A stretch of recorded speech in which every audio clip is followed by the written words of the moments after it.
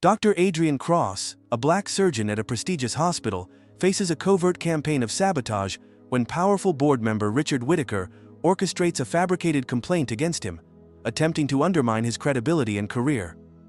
Throughout the story, Adrian endures systemic racism, microaggressions, and overt bias from both colleagues and authority figures, including a police officer who unfairly targets him. Despite being unfairly accused and marginalized, Adrian's unwavering resilience drives him to expose the corruption, forcing those who discriminated against him to confront the consequences of their actions while setting the stage for broader reform. Dr. Adrian Cross stepped out of his sleek black Audi, its paint shimmering faintly under the morning sunlight. He adjusted his wool coat against the brisk air, his movements unhurried, deliberate. The streets of Maplewood were still waking up, brick-lined sidewalks dotted with mom-and-pop shops, their windows adorned with fading seasonal decorations. It was the kind of town where everyone knew everyone else, or at least thought they did. Adrian didn't mind the anonymity that came with stepping outside his usual circles. It was part of why he chose places like this for his rare moments of solitude. Here, he wasn't Dr. Cross, the chief surgeon who saved lives daily, or the philanthropist whose quiet generosity had changed countless others. Here, he was just another man, his finely tailored clothes and polished demeanor lost on those too busy to notice. The diner was exactly what he expected. Small, unassuming, with a weathered wooden sign that read, "Maggie's Place," hanging above the door. Inside, the scent of coffee and fried bacon mingled with the faint tang of bleach, a mix of comfort and efficiency. Adrian pushed open the door, the small bell above it jangling softly. Heads turned briefly, curious but uninterested. A man in an expensive coat wasn't common here, but it wasn't impossible either. The waitress, a woman in her 50s with a no-nonsense air, nodded at him from behind the counter. Adrian nodded back, choosing a booth by the window. He liked the light, the way it softened everything. He slipped off his coat, draping it over the back of the seat, and picked up the single-sheet menu. "Morning," the waitress greeted as she approached, pen poised over her notepad. "What'll it be?" "Coffee, black," Adrian said, his voice low but warm. "And the special, please." She gave him a once-over, her eyes lingering just a moment longer than necessary. He'd seen that look before, not unfriendly, but curious. She jotted down the order and walked away without comment. Adrian leaned back, glancing around the diner. A handful of patrons were scattered across the room, a couple sharing a quiet conversation, a young man in a mechanic's uniform scrolling through his phone, and a trio of older men sitting near the counter, their voices carrying in the stillness. The waitress returned with his coffee, setting it down carefully before retreating to the counter. Adrian sipped it slowly, his gaze drifting to the window. Outside, a few passers-by went about their routines. A woman with a child in tow, a man walking his dog, normalcy at its most mundane. It was a far cry from the sterile intensity of the operating room or the polished chaos of a gala dinner, and Adrian found it refreshing. The door jingled again, drawing his attention. A group of men entered, their voices loud and their presence unmistakable. They weren't locals. Their jeans and boots were worn, but expensive, their jackets bearing logos that suggested a different kind of wealth, the kind that shouted rather than whispered. Adrian's eyes flicked back to his coffee, his expression unchanged. He'd learned long ago that silence often spoke louder than words. The men claimed a booth near the middle of the diner, their laughter grating against the quiet hum of the room. One of them glanced Adrian's way, his gaze lingering in a way that felt more deliberate than casual. Adrian didn't react, his calm composure a shield against unwanted attention. But the air in the diner had shifted, almost imperceptibly, the way it always did when certain boundaries were about to be tested. The waitress approached the new arrivals, her demeanor polite but guarded. She took their orders, nodding quickly before retreating. One of the men muttered something under his breath, eliciting laughter from the others. Adrian caught a word or two, enough to piece together the tone, if not the specifics. He remained still, sipping his coffee as his food arrived. The eggs were slightly overdone, the toast a little too dry, but he didn't mind. It was sustenance, nothing more. The men at the other booth weren't as content. Their voices grew louder, complaints about the food mixing with comments that bordered on something darker.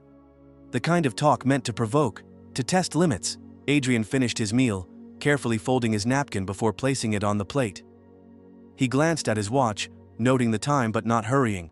The waitress approached, her steps hesitant. "Anything else I can get you?" she asked. "No, thank you," Adrian said, offering a small smile. He reached into his pocket for his wallet, pulling out enough cash to cover the bill and a generous tip. The men at the other booth watched him as he stood, their laughter fading into murmurs. Adrian met their eyes briefly, calm, steady, unyielding, before slipping on his coat. As he turned to leave, one of them called out, the words carrying a sharp edge. "Nice suit. Bet you don't see too many like that around here." Adrian paused, his hand on the door. He turned slightly, just enough to face them, his expression unreadable. "Have a good day," he said, his voice even. He stepped outside, the bell jingling faintly behind him. The cold air met him like an old friend, sharp and bracing. He didn't look back. There was no need to. Adrian's footsteps crunched against the frosted pavement as he walked toward his car, the air sharp enough to sting his lungs. He had barely reached the driver's side door when the sound of boots scraping the ground behind him broke the quiet. He turned, his expression neutral, to see two of the men from the diner striding toward him. Their leader, a broad-shouldered man with a worn leather jacket and a self-satisfied smirk, hung back near the entrance, lighting a cigarette and watching with an air of casual detachment. "Hey, big guy," one of the men called out. His voice was friendly enough to unsettle. "Got a minute?" Adrian's hand lingered on his car door. "Is there something I can help you with?" he asked, his tone steady. The man stepped closer, his grin widening. He wasn't much shorter than Adrian, but his stance was all bravado, the kind of posturing Adrian had seen countless times in operating rooms where egos collided.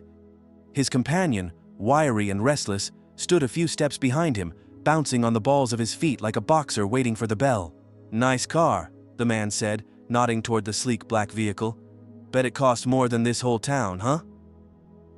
Adrian didn't respond, his gaze unwavering. He had long since learned that silence was a tool as sharp as any scalpel, capable of cutting through bluster without a word. The wiry man snickered. "What's a guy like you even doing here looking to buy the place?" "Just passing through," Adrian replied. His voice was calm, but his grip on the door tightened imperceptibly. The man tilted his head, his grin faltering as he caught the lack of reaction. "Yeah, well, you ought to watch yourself. Not everyone's gonna roll out the red carpet for someone who don't belong." Adrian's jaw tightened, but he held his composure. He had heard it all before. The coded language, the subtle and not so subtle reminders that no matter how successful he was, there were places where people would only ever see his skin, not the man behind it. "I appreciate the advice," he said, his voice even. He opened the car door, but the man stepped closer, placing a hand on the frame. "Relax," the man said, his grin returning, though his eyes had hardened. "We're just being friendly. No need to get all uptight." Adrian turned his head slightly, meeting the man's gaze with a quiet intensity that made the air feel colder. "If you don't mind, I have somewhere to be." The man hesitated, his bravado wavering under Adrian's steady gaze. He glanced back at his companion, who gave a shrug that seemed to say, "Not worth it." With a forced chuckle, the man stepped back, raising his hands in mock surrender. "Sure thing, boss. Have a safe drive." Adrian climbed into his car without another word, the door closing with a satisfying click. As he started the engine, he saw the men retreating to the diner, laughing and shoving each other like schoolboys who had just dared each other to touch a hot stove. The leader watched from the doorway, his cigarette glowing faintly in the dim light. He didn't laugh, didn't speak. He just watched. Adrian's hands gripped the steering wheel tightly as he pulled out of the parking lot. His jaw clenched, his breath measured. He had dealt with men like that. His entire life, men who thought a smile could mask their disdain, who tested boundaries with a casual cruelty that left no room for retaliation without consequence. He drove in silence, the hum of the engine, the only sound. The road stretched ahead of him, empty and endless, but his mind was crowded with thoughts. He had spent years building a life that demanded respect, degrees, accolades, titles. But in moments like this, he was reminded of how quickly it could all be stripped away in the eyes of those unwilling to see it. His phone buzzed in the center console. Breaking the silence, Adrian glanced at the screen, his sister's name flashing across it. He hesitated for a moment before answering. "Hey, Monique," he said, his voice softer now. "Adrian," she said, her tone tinged with concern. "You sound off. Everything okay?" He paused, considering how much to share. "Just had a moment," he said finally.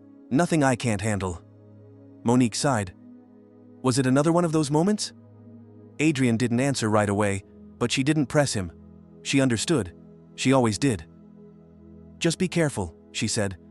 "You know how these things can spiral." "I will," Adrian said. "Thanks."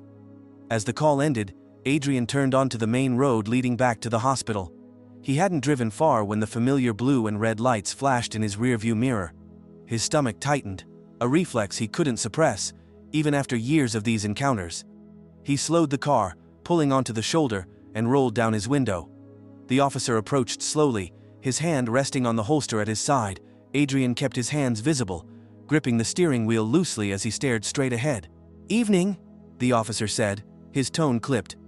"You know why I pulled you over?" "No, officer," Adrian replied, his voice measured. "License and registration," the officer said, ignoring the question. Adrian complied, moving deliberately to retrieve his wallet and the registration from the glove compartment. As he handed them over, the officer's gaze flicked to his face, then to the car. "Nice ride," the officer said, his tone turning sharp. "Bit fancy for this part of town, don't you think?" Adrian didn't flinch. "Is there a problem, officer?" The officer straightened, flipping through the documents. "You were going 5 over the speed limit back there. Thought I'd check in." Adrian suppressed the urge to challenge him. 5 miles per hour over wasn't cause for a stop, and they both knew it. But he also knew how quickly things could escalate if he pushed back. "Apologies if I missed the sign," Adrian said, keeping his voice calm. The officer nodded, taking his time to study Adrian's driver's license. "Dr. Adrian Cross," he read aloud, his tone skeptical. "A doctor, huh?"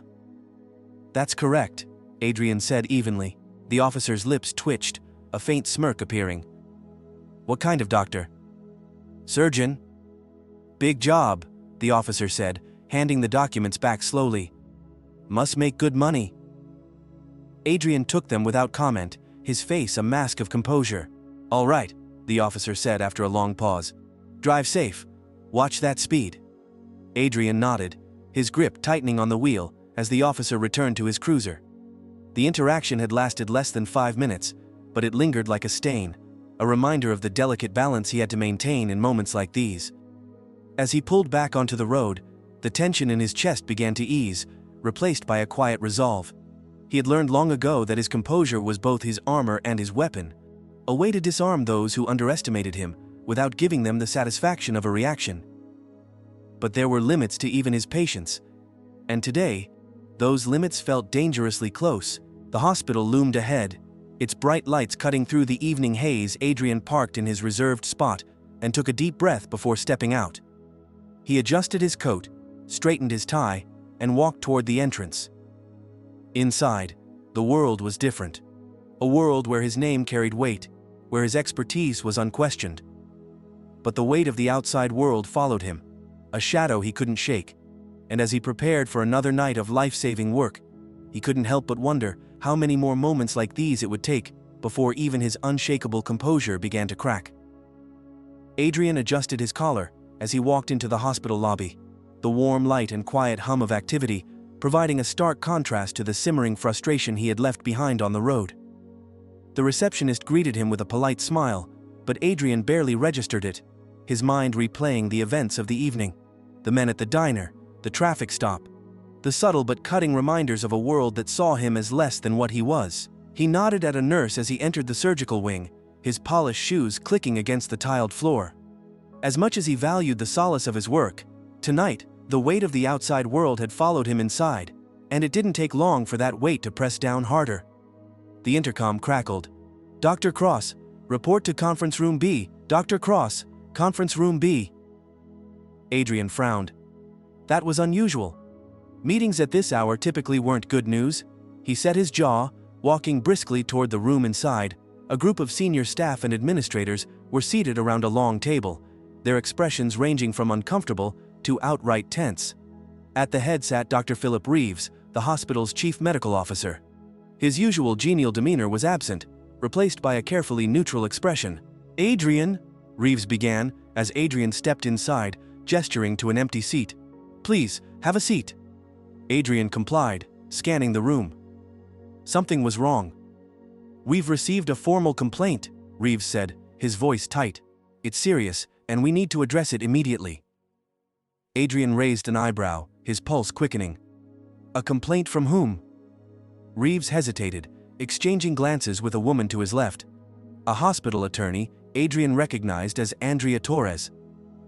"The complainant chose to remain anonymous," Andrea said.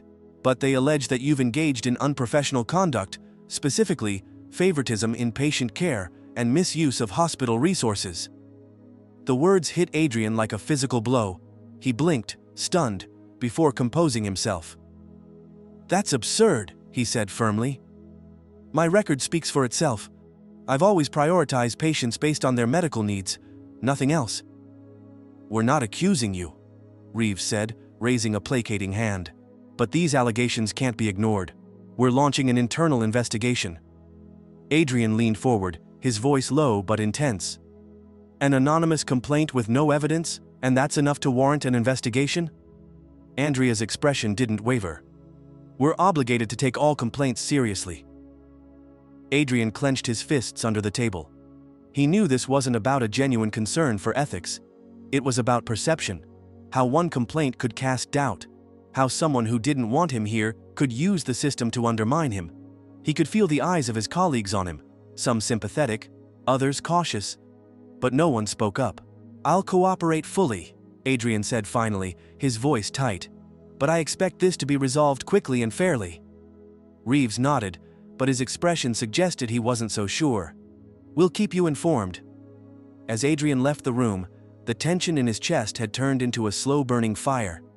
This wasn't the first time he had faced challenges rooted in bias, but it was the first time it had invaded the sanctity of his work, a place where he had always been judged by his skills, not his skin.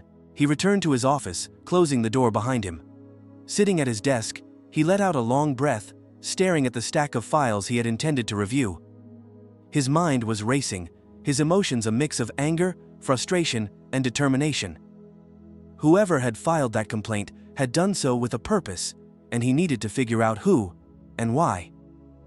His phone buzzed, pulling him from his thoughts. It was Monique. "Hey," he answered, his voice quieter than usual. "I don't like that tone," Monique said immediately. "What happened?" Adrian hesitated before explaining the situation.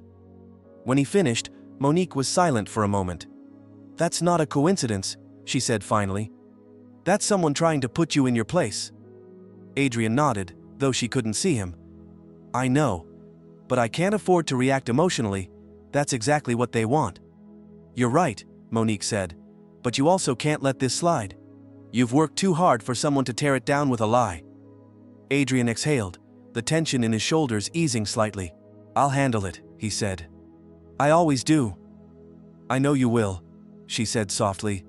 "But don't forget, you're not alone." Her words stayed with him as he hung up. He wasn't alone. He had allies, even if they weren't always visible, and he would need them now more than ever. The next day, Adrian's resolve was tested again. As he made his way through the hospital, he noticed a shift in how people looked at him. Glances that lingered too long, hushed whispers that stopped when he entered a room. The complaint had spread, and with it, doubt. It didn't matter that it was baseless, the seed had been planted. Later that afternoon, he was summoned to another meeting, this time with Andrea and a new face. A man introduced as Mitchell Hayes, an external investigator hired to handle the complaint. Mitchell was tall and wiry, his demeanor calm but probing. As they reviewed Adrian's case, it became clear that Mitchell was thorough, asking questions that danced around the line between impartiality and suspicion. "Dr. Cross," Mitchell said at one point, his tone measured, "have you ever had any conflicts with colleagues or patients that might have led to this complaint?" Adrian met his gaze evenly. "I've had disagreements, like anyone in my position, but I've always resolved them professionally." Mitchell nodded, making a note. "And you've never faced any disciplinary actions before?" "Never," Adrian said firmly. Mitchell leaned back, tapping his pen against his notebook. "That's good to hear. We'll be looking into this thoroughly, and I appreciate your cooperation." Adrian nodded, but as he left the room, he couldn't shake the feeling that Mitchell's neutrality was more performance than reality. As the day wore on, the pressure mounted. He overheard conversations that stopped when he approached, felt the weight of skepticism in every interaction. But he refused to let it show. He worked through his cases with the same precision and care he always had, his demeanor calm and professional. But when he returned to his office that evening, he found a note slipped under his door. The paper was folded neatly, the message written in bold, blocky letters. "Sometimes you just don't belong." Adrian stared at the note, his pulse pounding. It was a blatant threat, one meant to unnerve him, and for a moment, it succeeded. He folded the note carefully, placing it in his desk drawer. This wasn't just about the complaint anymore. It was about something deeper, something uglier. He sat back in his chair, his mind racing. Whoever was behind this wanted him gone, and they were willing to use any means necessary, but they had underestimated him. Adrian Cross wasn't just a man who stood tall in the face of adversity. He was a man who fought back, not with anger or fear, but with precision and purpose. He picked up his phone, scrolling through his contacts until he found the number he needed. As the line rang, he felt a spark of determination ignite within him. "Monique," he said when she answered, "I need your help." She didn't hesitate. "Tell me what you need." Adrian's jaw tightened, his voice steady. "I'm not letting this go. It's time we find out who's behind this."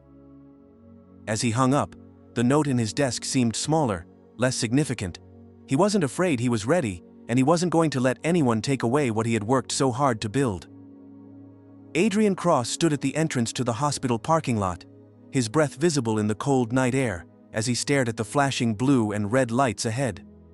2 squad cars were parked haphazardly near the emergency room entrance, their presence drawing uneasy glances from the medical staff and patients lingering outside. He had just finished an exhausting double shift, but the sight of the officers waiting for him sent a wave of adrenaline through his already weary body. One of the officers, a tall man with a square jaw and a stern expression, approached as Adrian stepped forward. His badge read, Daniels, a name Adrian would come to remember. The officer's partner, a younger man with an air of nervousness, hung back. "Dr. Adrian Cross?" Officer Daniels asked, his voice clipped.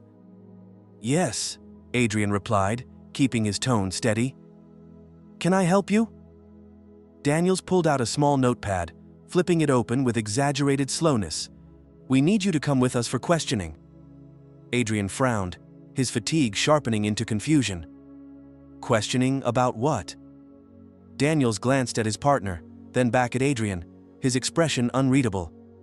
"We received reports that you were involved in fraudulent activity tied to hospital funds embezzlement." The word hit Adrian like a punch to the gut. He blinked, momentarily stunned. "That's absurd, I've never—" "We're not here to argue," Daniels interrupted, his tone hardening. "You can explain yourself downtown." Adrian's chest tightened, but he forced himself to remain calm. "I have the right to know the specifics of these accusations before being detained." Daniels' eyes narrowed. "You can argue about your rights later. For now, you're coming with us." The officer stepped closer, and Adrian instinctively took a step back, his hands raised slightly. A small crowd had begun to gather, nurses, patients, hospital staff, all watching the scene unfold with varying degrees of shock and unease. Mitchell Hayes, the investigator assigned to Adrian's case, emerged from the hospital lobby. He had been reviewing files earlier, but had clearly been drawn to the commotion. His expression shifted from curiosity to alarm as he saw Adrian confronting the officers. "Wait," Mitchell said, stepping between them. "What's going on here?" Daniels turned toward him, clearly annoyed.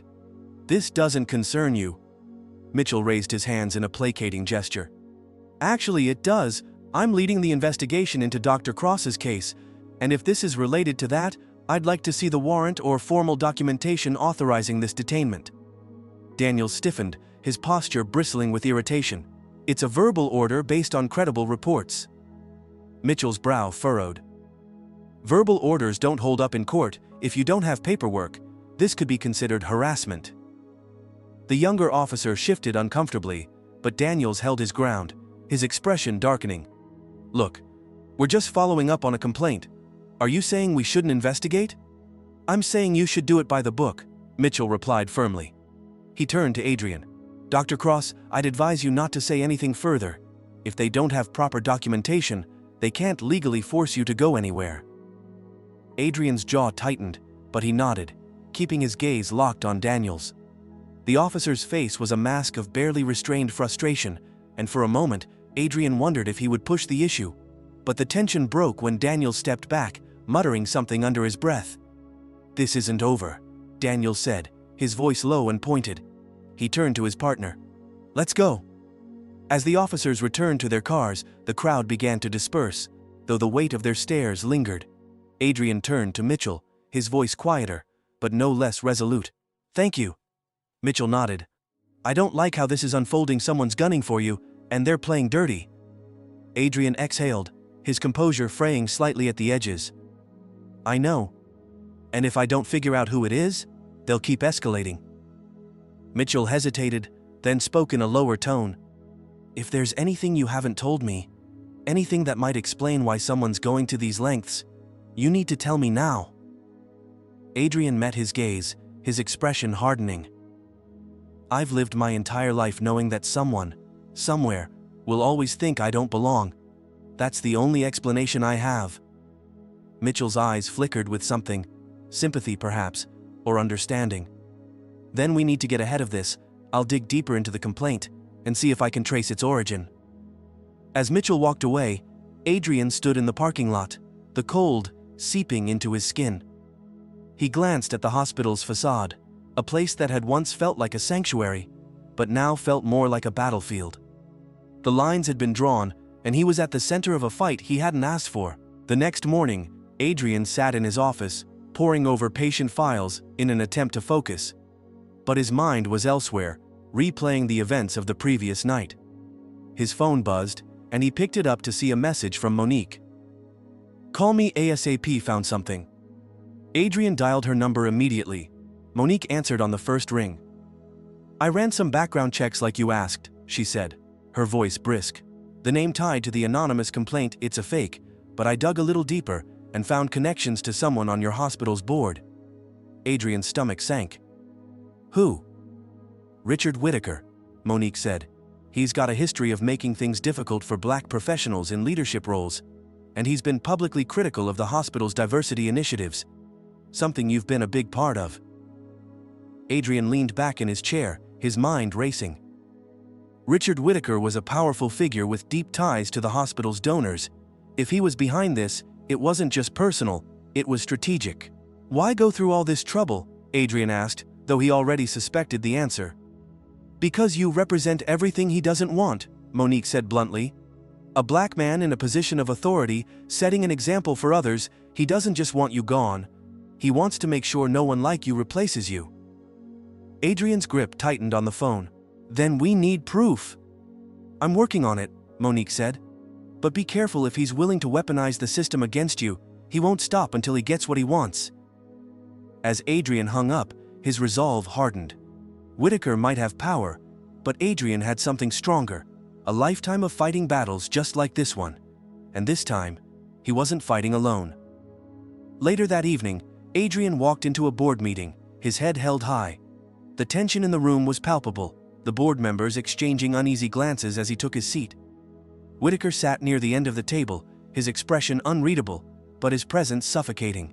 "Dr. Cross," Reeves began, his voice tinged with hesitation.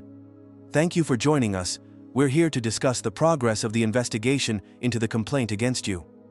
Adrian leaned forward, his gaze sweeping the room.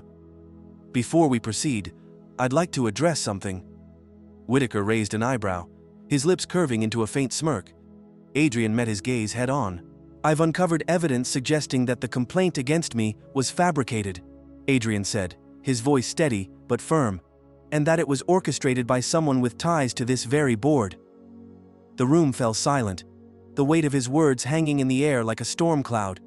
Whitaker's smirk faltered, replaced by a flicker of annoyance. "I hope you're not making baseless accusations," Whitaker said, his tone laced with feigned concern. That would be highly unprofessional. Adrian's eyes narrowed. I don't make accusations without evidence. Before Whitaker could respond, the door opened, and Mitchell Hayes stepped inside, holding a folder. He walked to the head of the table, placing it in front of Reeves. This is the result of our investigation, Mitchell said, his voice calm but authoritative. And it corroborates what Dr. Cross just stated. The room erupted in murmurs, but Adrian stayed silent, his gaze locked on Whitaker. For the first time, Whitaker looked unsettled. As the board members flipped through the folder, their expressions darkened. Reeves cleared his throat, his voice shaking slightly. We'll need to review this in detail, he said, his tone pointed. But if this information is accurate, there will be serious consequences. Whitaker opened his mouth to speak, but Adrian cut him off. This isn't just about me, Adrian said, his voice rising with quiet intensity. It's about the integrity of this institution and the example we set. I won't let personal biases undermine everything we've worked to build. The room fell silent again, the weight of Adrian's words sinking in. As Whitaker glared at him, Adrian felt a spark of triumph. The battle wasn't over, but the tide had turned. Adrian Cross stood in the hospital boardroom, his shoulders squared, as the tense silence stretched between him and Richard Whitaker. The damning evidence that Mitchell Hayes had uncovered sat in a thick folder on the table, its presence heavy with implications. Adrian's heartbeat thudded in his ears, but his face betrayed none of the turmoil inside. He had waited too long for this moment, endured too much, to let emotions cloud his judgment now. Whitaker, however, was far less composed.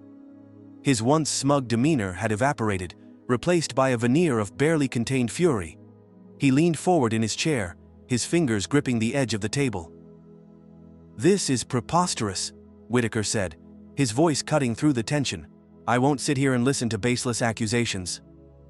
They're far from baseless, Adrian countered, his voice calm but firm. The evidence speaks for itself. Financial records, email correspondences, witness testimonies, everything points back to you. Whitaker's eyes narrowed, his jaw tightening. And who exactly do you think you are, Dr. Cross?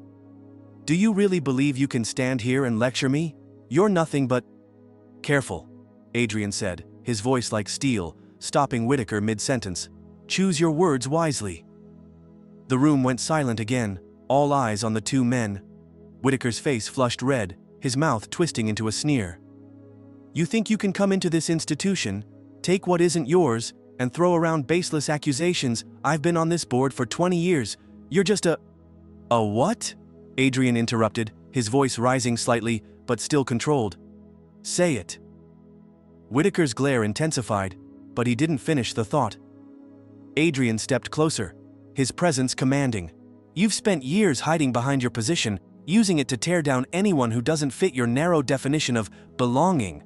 But I'm not here because of you. I'm here because I earned it. Every patient I've saved, every life I've changed. It's because I put in the work. I didn't need a name or privilege to get here. Can you say the same? Whitaker's smirk faltered, replaced by a flicker of uncertainty. Adrian seized the moment, his voice ringing with conviction. You targeted me because you thought I'd be easy to intimidate, but you underestimated me. You underestimated my resolve, my community, and the truth. Mitchell Hayes cleared his throat, breaking the tension. The evidence doesn't lie, Mr. Whitaker. Your attempts to fabricate allegations and undermine Dr. Cross have not only been uncovered, but also documented. I've already submitted my findings to the board for review, and the next steps will involve external legal counsel. Whitaker's face turned ashen. He opened his mouth to protest, but Adrian wasn't done.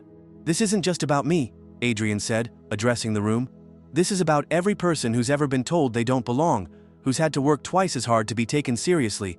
If we let people like him stay in power, nothing changes. This hospital deserves better. The board members murmured among themselves, the weight of Adrian's words sinking in. Finally, Dr. Reeves, the chief medical officer, cleared his throat. Dr. Cross is right, Reeves said, his voice measured. The integrity of this institution depends on our ability to hold ourselves accountable, Mr. Whitaker. Until this matter is fully resolved, you are hereby suspended from the board.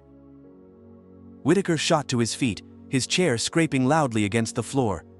You can't be serious. This is non-negotiable, Reeves said, his tone firm. The evidence is overwhelming. Any further protests will only make things worse for you.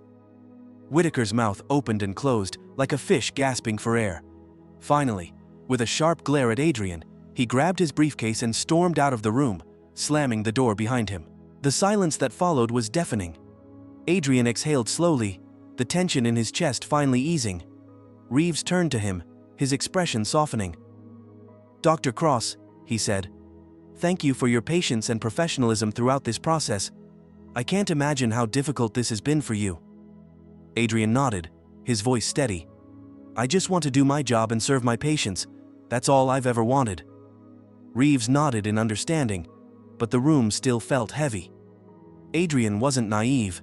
He knew this wasn't the end. Whitaker would likely retaliate, and the systemic biases that had allowed him to operate unchecked for so long wouldn't disappear overnight.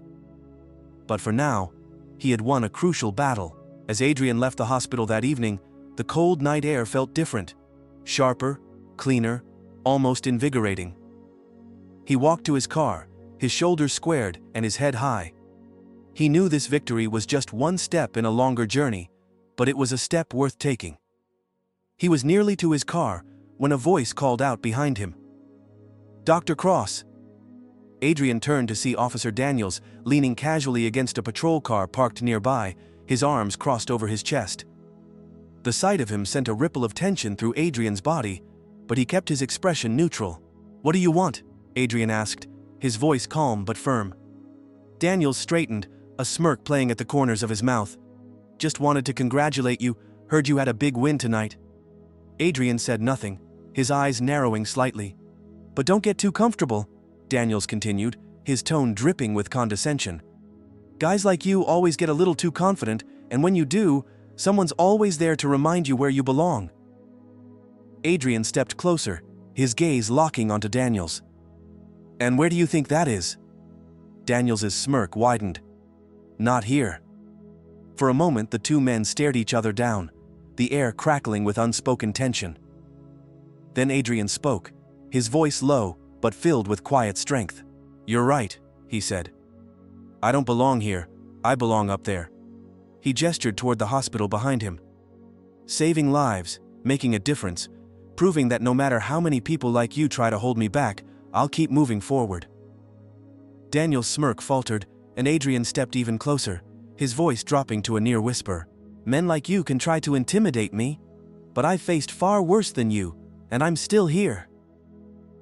Daniel said nothing, his jaw tightening as Adrian turned and walked away. As he climbed into his car and started the engine, he felt a sense of clarity. The battle wasn't over, but tonight he had proven something. To himself, to Whitaker, and to everyone watching. He wasn't just surviving, he was thriving. And nothing was going to stop him.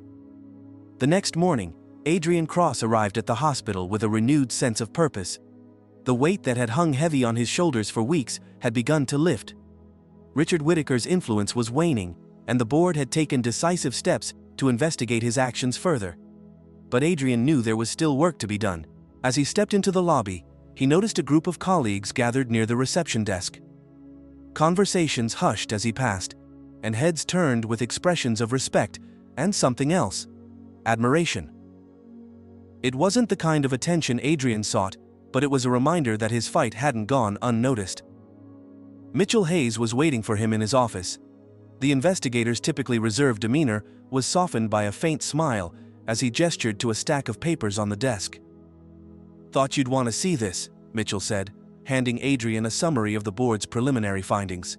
"The evidence against Whitaker is overwhelming: financial mismanagement, fabricated complaints, even attempts to pressure other board members into silence. He's finished." Adrian scanned the document, the words blurring slightly as relief and exhaustion washed over him. "And the complaint against me?" "Officially dismissed," Mitchell said. "The board issued an apology, and Reeves plans to address the staff about the importance of integrity and accountability." Adrian nodded, his grip on the paper tightening. "Thank you, Mitchell. I don't know if I could have done this without your support." Mitchell shrugged, a glimmer of humor in his eyes. "You would have found a way. People like you always do." Later that day, the hospital held a staff meeting in the auditorium. Dr. Reeves stood at the podium, his voice steady, as he outlined the steps the administration was taking to ensure transparency and fairness moving forward. When he finished, he turned to Adrian, his expression earnest. "Dr. Cross," Reeves said, "would you like to say a few words?" Adrian hesitated for a moment, then rose from his seat. The room fell silent as he approached the podium, every eye trained on him. He took a deep breath, his gaze sweeping the audience. "I didn't ask to be in the spotlight," Adrian began, his voice calm but resolute. "I came here to do what I love, save lives and make a difference. But sometimes, the fight comes to you, and when it does, you have a choice. Stay silent or take a stand." He paused, letting the weight of his words settle. "I've faced challenges in my life that have shaped who I am, but this wasn't just about me. It was about all of us. About what kind of place we want this hospital to be. A place where people are judged by their skills and character, not by the biases others impose on them." There was a murmur of agreement from the crowd, and Adrian continued, his voice growing stronger. "We're in a profession that demands integrity, compassion, and strength. If we can't embody those values ourselves, how can we expect to serve our patients?" He stepped back from the podium, nodding toward Reeves. The audience broke into applause, not the polite kind reserved for formalities, but something genuine, heartfelt. Adrian returned to his seat, feeling a surge of pride and determination. In the days that followed, the hospital began implementing reforms inspired by Adrian's ordeal. Anonymous complaints were subjected to stricter verification processes, diversity and inclusion initiatives were strengthened, and a committee was formed to ensure accountability at all levels of leadership. Adrian's name became a symbol of resilience, his actions sparking conversations far beyond the hospital's walls. Local news outlets picked up the story, framing it as a powerful example of standing up against systemic bias. Monique, ever the strategist, had ensured that the narrative focused on the broader implications of the case, rather than Adrian's personal struggles. But for Adrian, the greatest reward came in quieter moments. The grateful handshake of a nurse who had once felt overlooked, the respectful nod from a junior doctor inspired by his leadership, and the feeling of purpose that came with knowing he had made a difference. One evening, as Adrian walked to his car after a long shift, he found Mitchell Hayes waiting for him in the parking lot. The investigator leaned against a car, his arms crossed, a thoughtful expression on his face. "You've got a lot of eyes on you now," Mitchell said as Adrian approached. "People are watching what you do next." Adrian raised an eyebrow. "And what do you think I should do?" Mitchell shrugged. "Keep fighting. The system doesn't change overnight, but you've shown people it can change." Adrian nodded, his gaze thoughtful. "It's not just about fighting back, it's about building something better." Mitchell smiled faintly. "Then keep building. You've got what it takes." Weeks turned into months, and life at the hospital began to find a new rhythm. Whitaker had resigned from the board under mounting pressure, his reputation in shambles. The reforms Adrian had championed were taking root, slowly but surely. There were still challenges, of course, setbacks and resistance from those who clung to the old ways, but progress was undeniable. Adrian, too, had grown. The experience had tested him in ways he hadn't anticipated, forcing him to confront not just the biases of others, but also his own doubts and fears. And yet, he had emerged stronger, more determined than ever to use his position to create meaningful change. One quiet evening, Adrian sat in his office, staring out the window at the city lights. His phone buzzed with a text from Monique. "Proud of you. Keep going." He smiled, typing a quick reply before leaning back in his chair. The road ahead was still long, but he was ready for it. As he left the office and stepped into the cool night air, Adrian felt a sense of clarity and purpose. The fight wasn't over. There would always be more battles to face, more barriers to break. But for the first time in a long time, he felt like he wasn't alone. He wasn't just standing tall. He was moving forward, and the path he carved would make it easier for those who came after him. The following morning, the hospital board reconvened in an emergency session to review the evidence Mitchell Hayes had presented against Richard Whitaker. Adrian was invited to attend, though this time, he was no longer the accused. He was a key figure in the process of uncovering corruption that had gone unchecked for far too long. As the meeting began, Dr. Philip Reeves, the chief medical officer, called the room to order. His usual composure was replaced by a visible tension as he addressed the gathered members. "We've all had time to review the evidence," Reeves began, his voice steady but firm. "It's clear that Richard Whitaker engaged in misconduct that undermines the integrity of this institution." The air in the room was heavy, but the murmurs of agreement from other board members affirmed that the tide had turned. Adrian sat silently, his presence a reminder of the resilience it had taken to reach this moment. Whitaker, seated at the far end of the table, looked like a man grasping at straws. His once confident demeanor was now tinged with desperation as he attempted to defend himself. "This is a misunderstanding," Whitaker began, his voice strained. "I've only ever acted in the best interests of this hospital. Fabricating allegations and attempting to manipulate staff doesn't align with the hospital's best interests," Reeves interjected sharply. "And the financial discrepancies linked to your account speak for themselves." Whitaker opened his mouth to argue, but the room was no longer willing to entertain his excuses. One by one, board members voiced their agreement to initiate formal proceedings to remove him from his position and report his actions to the appropriate legal authorities. Adrian watched quietly as Whitaker's fall unfolded. It wasn't triumph he felt. Not entirely. But a sense of vindication. He had fought for truth and fairness, and the system, flawed as it was, had finally held someone accountable. When the meeting adjourned, Reeves approached Adrian. "I want to thank you for your courage, Dr. Cross," he said. "Your perseverance has reminded us all of what this hospital should stand for." Adrian nodded, his voice calm. "This was never about me. It's about creating an environment where everyone can do their best work, free from fear or prejudice."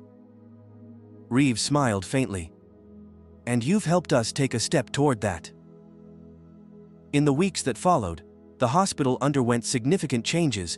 Whitaker's resignation was announced publicly, and his actions became a catalyst for widespread reform. Policies were implemented to ensure greater accountability, including the establishment of an independent oversight committee to review future complaints and grievances. Adrian played an integral role in shaping these changes, though he remained humble about his contributions. For him, the real reward came from the quieter victories: the staff members who thanked him for standing up, the patients who expressed their gratitude, and the knowledge that his struggle had created a better foundation for those who would come after him. But the experience had also changed Adrian on a personal level. He had always prided himself on his ability to remain composed under pressure, but this ordeal had tested him in ways he hadn't anticipated. It had forced him to confront not just the biases of others, but his own fears of vulnerability and the weight of being a symbol for others. One evening, Adrian sat in his office, the glow of his desk lamp casting soft shadows across the room. His phone buzzed, and he smiled as he saw Monique's name. "How's my favorite brother?" she asked teasingly when he answered. "Your only brother," Adrian replied, chuckling. "I'm holding up. How are you?" "I'm good," Monique said, "but I called to check on you. You've been through a lot, and I know you don't like to talk about it, but I'm here if you need to." Adrian hesitated, then sighed. "It's been a lot, but I'm okay. Really, I've learned that sometimes. Standing up means exposing yourself to risks you can't control, but it's worth it if it helps create change." Monique was silent for a moment, then said softly, "I'm proud of you, Adrian. You've always been the kind of person who fights for what's right, even when it's hard." "Thanks, Monique," Adrian said, his voice warm. "That means a lot." The changes at the hospital soon began to ripple outward. Other institutions in the region took notice of the reforms, and Adrian was invited to speak at conferences and panels about his experiences. He hesitated at first, unsure if he wanted to step further into the spotlight, but Monique and Mitchell both encouraged him to embrace the opportunity. "Your story has power," Mitchell said over coffee one afternoon. "Use it."